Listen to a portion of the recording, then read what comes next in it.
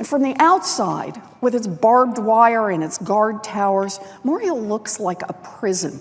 At the entrance, the words "freedom for all" are etched into the concrete encircling the facility.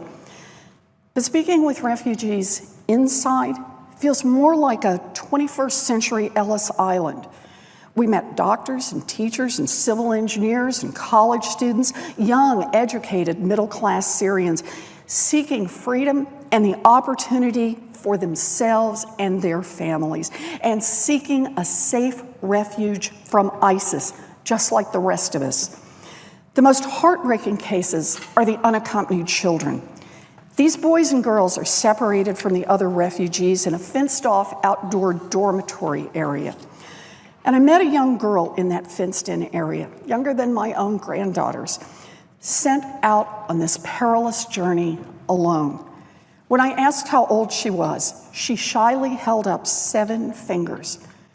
I wondered what could possibly possess parents to hand a 7-year-old girl and a wad of cash to human smugglers. What could possibly possess them to send a beloved child across the treacherous seas with no more protection than a pool floaty? What could make them send a child on a journey knowing that crime rings of sex slavery and organ harvesting prey on these children?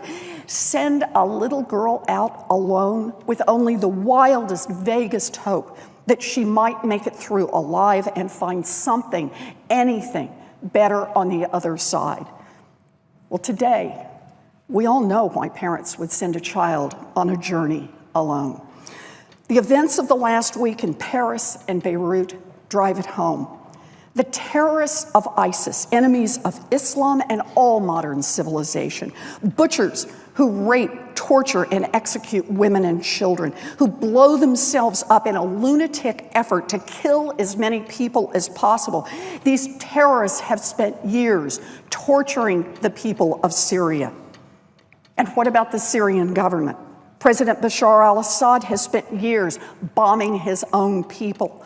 Day after day, month after month, year after year, Syrian civilians have been caught in the middle, subjected to suicide attacks, car bombings, hotel bombings at the hands of ISIS or Assad or this faction or that faction, each assault more senseless than the last. Day after day, month after month, year after year, mothers, fathers, children, grandparents are slaughtered. In the wake of the murders in Paris and Beirut last week, people in America, in Europe, and throughout the world are fearful.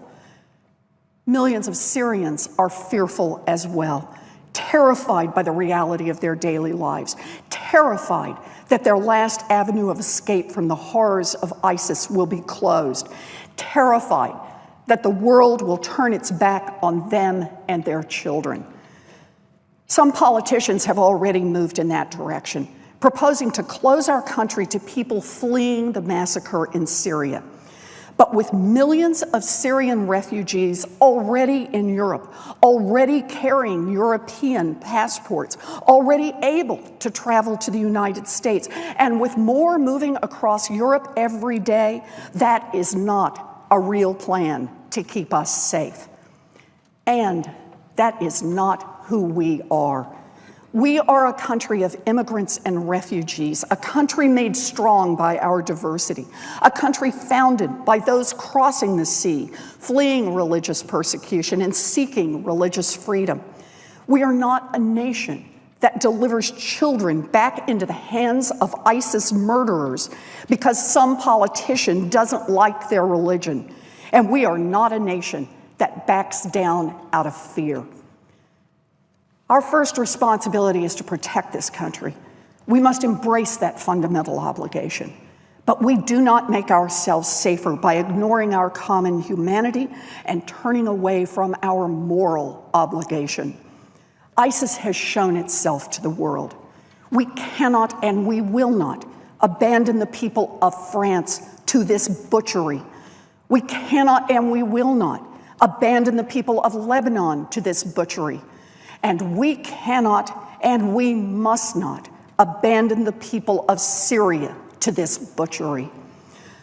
The terrorists in Paris and Beirut remind us that the hate of a few can alter the lives of many. Now we have a chance to affirm a different message, a message that we are a courageous people who will stand strong in the face of terrorism. We have the courage to affirm our commitment to a world of open minds and open hearts. This must be our choice, the same choice that has been made over and over again by every generation of Americans. This is always our choice. It is the reason the people of Syria and people all around this world look to us for hope.